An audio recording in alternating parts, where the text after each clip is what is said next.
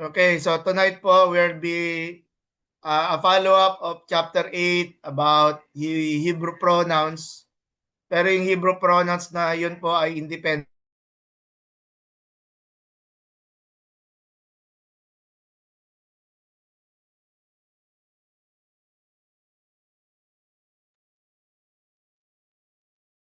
So, ayun po, pronominal suffixes are pronouns that are suffix. Ibig sabihin, naka-attach sila sa word.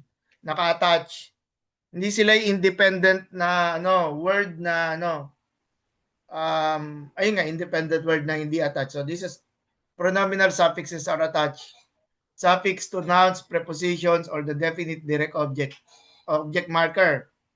No, yung direct object marker. 2, pronominal suffixes may be either possessive, yung paggamit ng my, your, his, her, our, their, or objective.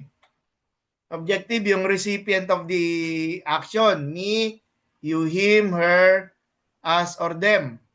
Now again yung question, sir, paano natin malalaman kung ang sumusunod ay an noun that shows possession o di gagamitin natin yung possessive. Pag verb naman at recipient, so nagiging objective siya. Tapos, when appearing on nouns, pronominal suffixes are possessive. As in his book or her wisdom. Medyo parang nauna yata ako sa pagsabi. When appearing on prepositions or the definite direct object marker, they are objective as in to them or them. Again, yung recipient, no? Recipient ng action. All pronominal suffixes of person, first, second, third person, or meron din siyang gender, yung features, no? Person, gender, number. Meron siyang person, first, second, third, meron siyang gender, masculine, feminine, or common, and meron din siyang number, singular or plural in forms. In Hebrew, there are two sets of pronominal suffixes, type 1 and type 2. The suffixes of each set have the same possessive and objective translation values. In general, type 1 suffixes occur with singular nouns and the definite direct object marker. So notice what it has. Meron siyang definite direct object marker. Type 2, suffixes occur with plural nouns. Prepositions may take either type of suffix. So some examples here, when attached to nouns, pronominal suffixes are possessive. As these two examples with Sus, horse. So this is vocal Sheva. Soseka, no? Soseka. Your horse. Tapos, Soseka. Your horses, no? Yung presence of the yod. Nakita niyo yun, class? The presence of the yod. What does the yod indicate? Pag walang suffix, it indicates plurality, no? So sim, no? Yung sus tapos hirek yod mem. Pero there is a pronominal suffix here. Kaya po ito suseka, no? Suseka. Tapos when attached to prepositions, pronominal suffixes are objective. So dito ay notice yung prepositions, yung di ba yung favorite natin na belikoy, no? Into, like, be, le, into, no? Be pala is in. Le is to, shown in the example here. Tapos yung ko, yung like. No? Ito to. To you. Leka. So merong preposition and then yung pronominal suffix. Ka. To you. And somehow, parang, no, it seems to me na yung ka ay sa atin, no, yung Tagalog. It appears to me that yung Hebrew na ka ay nakarating sa realm ng Tagalog. Yung ka. And then lakem, to you, which is plural, second person plural, no? Tapos when attached to the definite direct object marker, yung et, nagiging o to, no? Yung o, yung et, plus yung masculine singular third person na him. Kaya siya ano no, him. Tapos otam, them, otam. Ano, paano natin madedetermina yung use of the aleph? Yung aleph tapos followed by the tab, no? So yung pronominal suffixes are, some of the pronominal suffixes are as follows: i, kak, kak. Yung kak, yung ano, tawag mo dito. Silent. Silent po 'yon, no? Yung final form ng kap. Hindi po natin babasahin 'yon. Tapos u, third masculine singular u. Tapos third feminine. Kaya po nakalagay diyan yung type 2, no? No, tapos ika, ik, tapos aw, yung iba yung basa diyan, yung they, yung ano, yung verb, yung wow ay nagiging verb. Tapos aya. Aya. Tapos yung sa baba, first common plural, nu. Bakit common? Kasi pwedeng babae, pwedeng lalaki na plural, or pwedeng magkasamang lalaki at babae. Kaya first common plural. We or our, no, us. Tapos kem, second masculine plural, you or your. Tapos ken, pag second feminine plural, you, nakapoint ka, tapos isa silang grupo ng mga babae. Hem, third masculine plural, their, them. Hen, pag babae naman, their or them. Alternate type 1 suffixes, yung i, no? Yung i, hirikyod, no? Ang sound nito ay i. Hirikyod. Tapos yung u, kolembab. Kaya po siya, ang alternate form niya ay who, third masculine singular. Tapos yung ano niya, yung pronominal suffix niya is Kaya po a or ha, alternate form. So then yung hem or hem tapos tapos hen or an. Yan, hen or an. Tapos there are similarities between type 1 and type 2. So type 1, yung kabayo pa rin, no? Suseno, yung isa ay suseno. So paano natin madidistinguish? Class, when you read the Hebrew, palitawin nyo yung yod. Okay? Kailangan marinig ng tenga yung yod to show na ang ibig mo sabihin, you're referring to a different word. Suseno and then suseno. Okay? Yung yod lang sa gitna, no? Ang laki na ng difference, no? Kasi dumami yung kabayo, no? Our, no? Pero isa lang ang kabayo. And then our horses, no? Yung type 1, maraming may-ari pero isang kabayo. And then yung our horses, maraming kabayo tapos maraming may-ari, no? And then susekem. So ito, and then susekem, no? Pero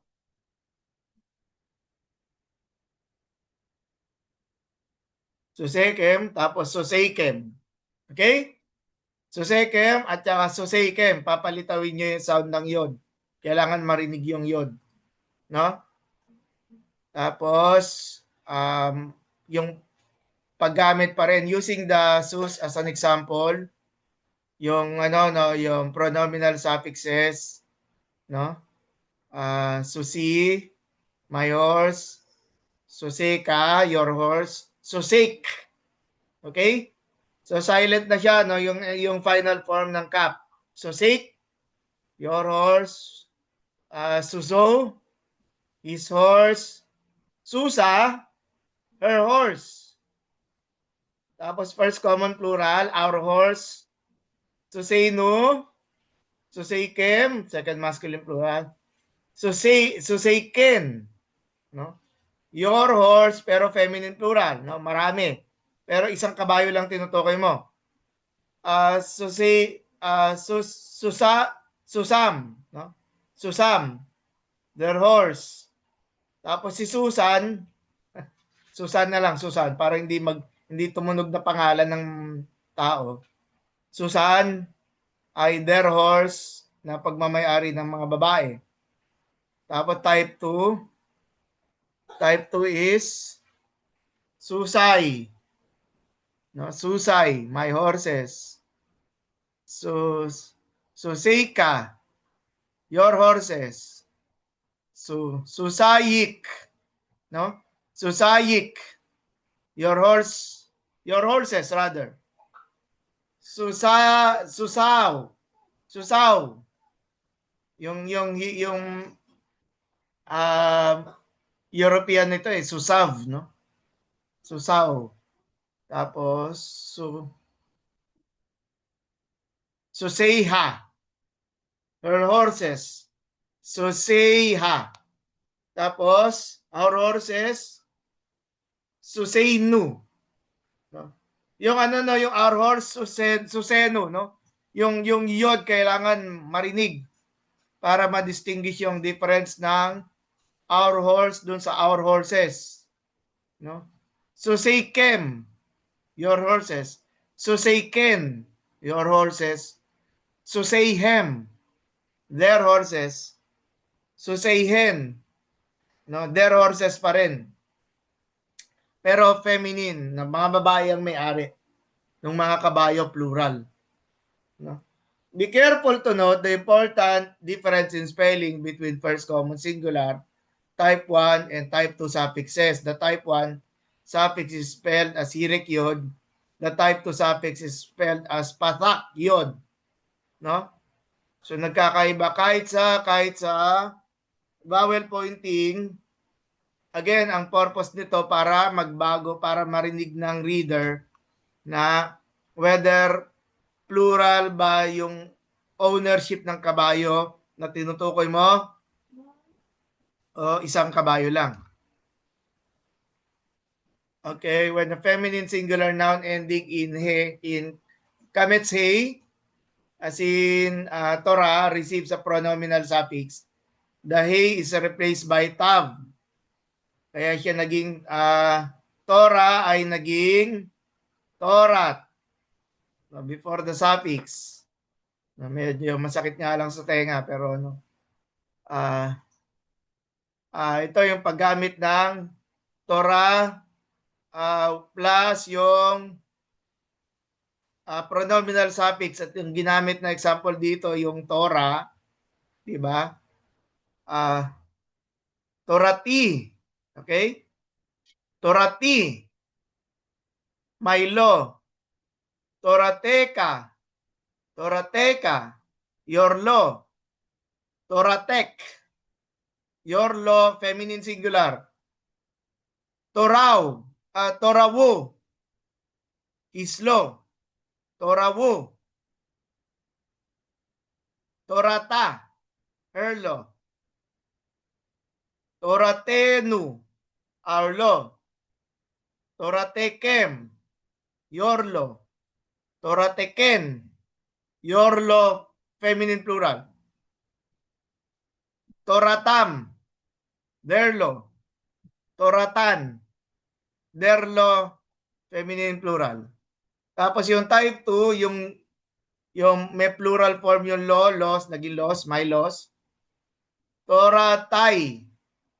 Toratay. Hindi na siya torati. Na-notice na hindi na hirik yung pronominal suffix. Naging ano na siya, kamits.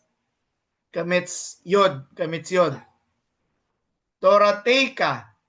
Torateka. Toratek. Your laws. Toratek pala. Toratek. His laws. Torataw. Torataw. Her laws. Torateha. No? Torateha. Aurlos. Torateinu. Torateinu. Yung Aurlo, Toratenu lang siya, Toratenu.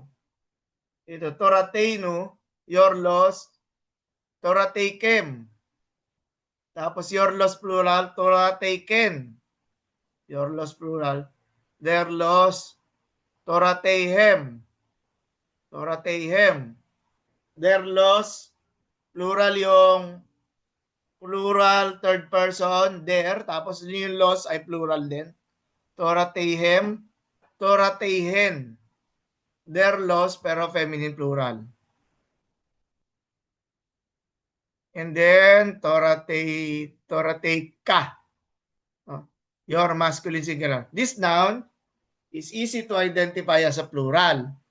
Unlike masculine plural nouns, which drop the diagnostic plural ending with the additional or pronominal suffix, feminine nouns retain the plural ending, yung ot before a suffix. Additionally, the eka ending is a type 2 suffix, which further identifies the noun as plural.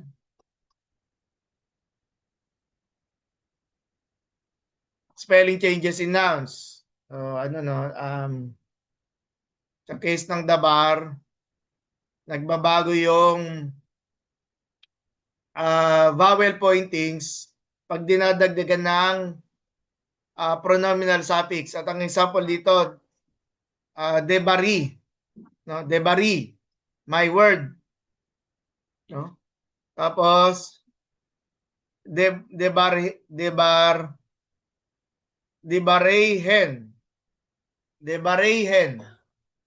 No? Kasi there, yung third person plural, tapos yung words ay debarim, which is plural. Kaya siya debarihen. No? Tapos, at feminine pa, so meron din siyang gender. Hen, debarihen. Tapos, your house, masculine singular. Yung bayit, di ba yung bayit is house? Bayiteka. No? Bayiteka. Nagkaroon ng ka na second person you na masculine. Tapos, yung mawit na death, naging moto. No? His death.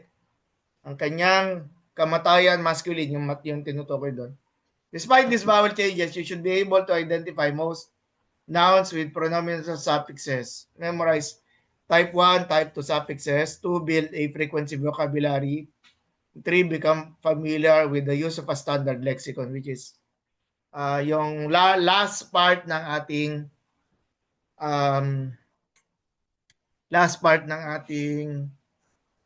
Hebrew grammar na PDF file. Okay, and then monosyllabic. Pag sinabing monosyllabic, yung mga Hebrew words na isang syllable lang, isang sound lang. No? Certain singular monosyllabic nouns add hirek yod before a pronominal suffix.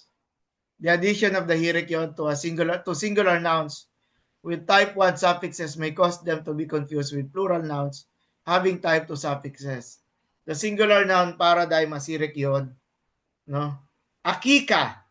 Yung kasi alep, tapos yung ket, ang meaning nun ay brother. Kaya po yung aki, so meron siyang hirek yod, may pronominal suffix. Kaya siya my brother. Ngayon, akay, no? Akay, yung nandun sa type 2, my brothers naman. Pero, sige, focus muna tayo sa type 1 para hindi tayo moving from one column to another. Baka gagawin natin yung mamaya. Second masculine singular, akika. Okay? Akika. Your brother, tapos akhik. Your brother, second feminine singular. Akov. His brother, Akov. And then her brother, Akiha. Akiha. Akiha. Tapos, plural forms, first person common plural. Akhino. Akhino, our brother. Akikem. Akikem pala. Akikem. Your brother. Akiken, your brother, feminine plural. Akihem, their brother. Akihen, their brother, yung may-ari ay mga babae, feminine. And then type 2 suffixes, akhay, my brothers. Akheka, no? Yung notice yung ano, no? Akheka, yung hirik, below the cat, nag-change siya into a segon. Akheka, hindi na siya akhika. Although again, slight lang yung sound nyo, no? Achav, his brothers. Achav, Achiha, Achiha, sorry, Achiha, Achiha, her brothers. Achinu, our brothers. Achikem, your brothers. Achiken, your brothers, feminine plural. Achihem, their brothers. Achihen, their brothers, feminine plural. And then we go sa prepositions. When prepositions take pronominal suffixes, they are subjective rather than possessive. Yung possessive, di ba yung my, our, yung nagiging, so hindi ganon. In other words, they usually function as the object of the preposition, as in with her or to them. Some prepositions take type 1 suffixes and others take type 2.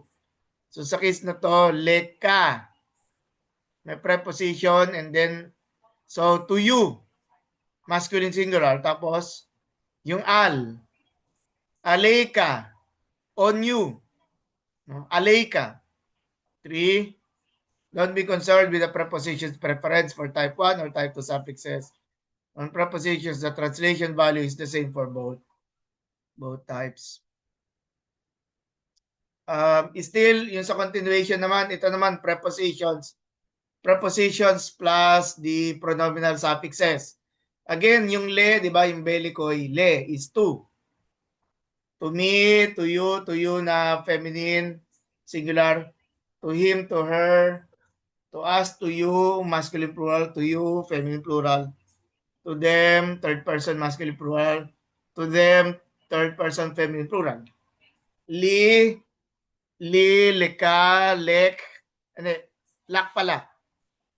Li, leka, lak, lo, la, tapos sila no, to us, lakem, to you, masculine, laken, to you, feminine, lahem, to them, lahen, to them, feminine, plural. Tapos, pag al naman, pag al, ali, on me, aleka, on you. Alek, on you. Allow, on him. Aleha, on her. Aleinu, on us. Aleikem, on you. Masculine, aleiken, feminine, on you. Aleihem, on them. Aleihen, on them, na feminine plural. Tapos ito naman ay ka, no? Bibilisan ko na lang, no? Ka, tapos min. Ka is like, no? Kamuni. Yan, kamuni. Parang kamuning, no? Kamuni, kamukha. Yon, kamukha mo, like you. So, like you talaga, kamukha mo. Kamukha. Kamukh. Yon, like you na feminine singular. Kamuhu. Kamuhu.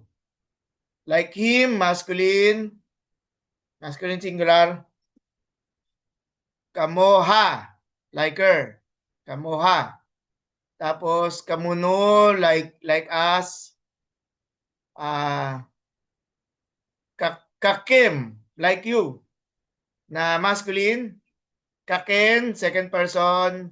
feminine plural, kaken, kahim, like them, kahin, like them, feminine. Tapos pag min naman, yung min, yung translated as from, or pwede rin siya depending sa context na nagiging comparative, no? Kung ang kino-compare ay dalawang person, no? Many, from me meka, from you, mek, yung from you na second person masculine singular, feminine singular, yan. Tapos menu, yan, menu from him, mimena from her, mi menu uli.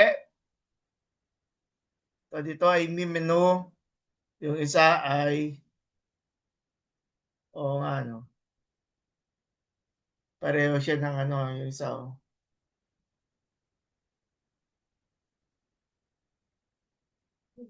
mi menu, yung no. So yung from us at saka yung from him may pagkakapareho. So yung context ang magde-determine, context po. Mikem from you, miken from you, mihem from them, at saka mihen from them. Note with the preposition ka, the forms with singular and first common plural suffixes exhibit a longer spelling of the preposition. With the preposition men, forms with singular and first common plural suffixes also exhibit a longer spelling.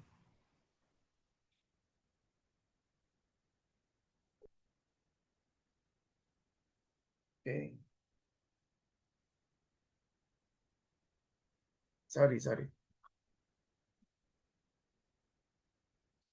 The object marker it takes type 1 pronominal suffixes and it is translated as personal pronoun in the objective. So yung otam, yung direct object marker kasi is et.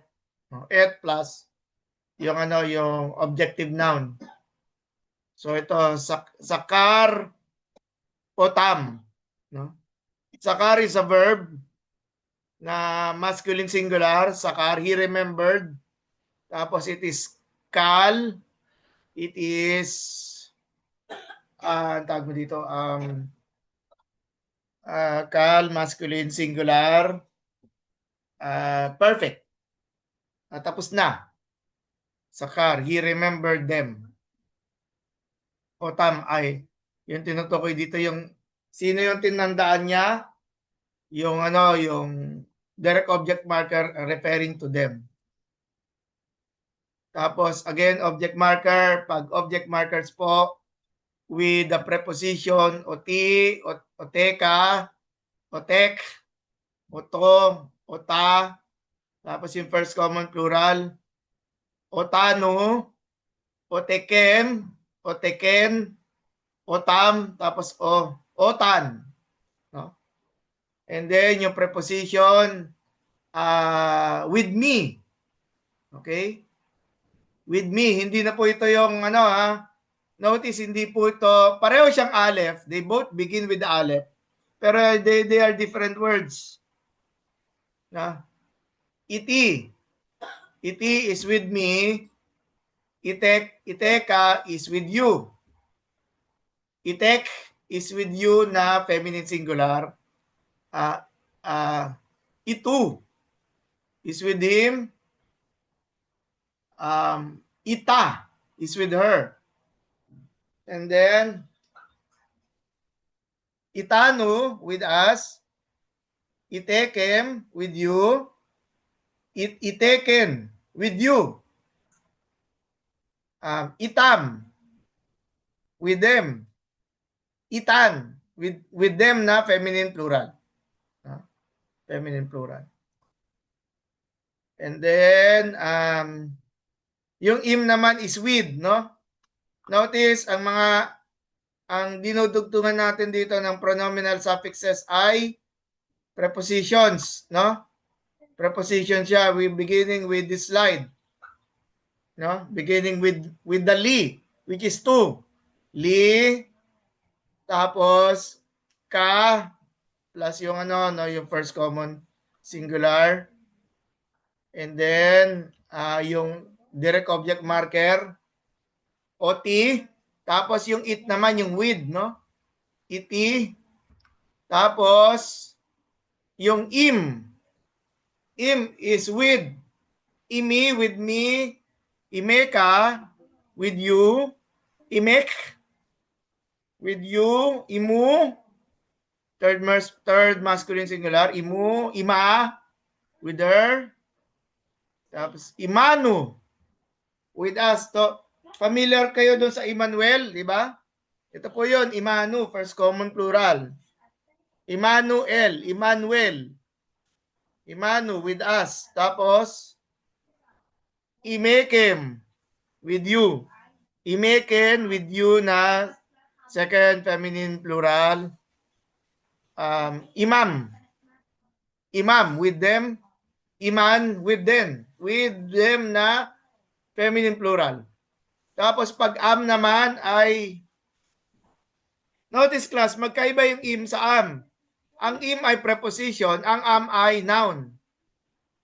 Na translated as people. So dito, sa case na to, the second column, if you all, or second column na rin siya kasi sa margins. Now, this is yung noun plus yung ano, plus yung paggamit ng pronominal suffix people. No, ami, my people, ameka, your people, amek, your people, amu, his people, ama, her people, amenu, our people, amenu, amekem, your people, ameken, your people din, feminine plural, amam, their people, and then aman, their people. So again, ang focus ng slide nito is to show the difference.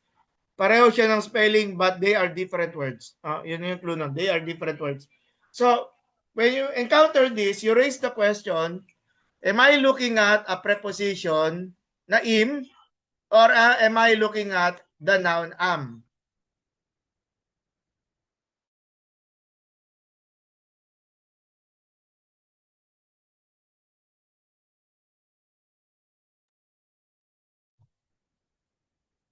And then summary chart. So, pwede nyo pong screenshot itong section na to when you're doing your assignments, no? Yung hirik yod, second common singular, yung i, yung ka, second masculine singular, sorry, no? Second masculine singular ka, and then yung kaf na ending, final form, your na feminine singular, and then yung wu, no? Wu, ano no, yung his. Tapos yung third singular third person feminine. Tapos yung no, first common plural. Kem, yung your second person. Tapos yung ken, second person feminine plural. Tapos ham, yung hem pala hem. Alit kasi yung pointing sa hem, third masculine plural. Tapos hen, third feminine plural. Anong time na? 8:46. Sige, break time po tayo. Tapos balik tayo ng 9 p.m. And then, proceed tayo sa ilang mga exercises. Thank you po. Balik tayo 9 p.m.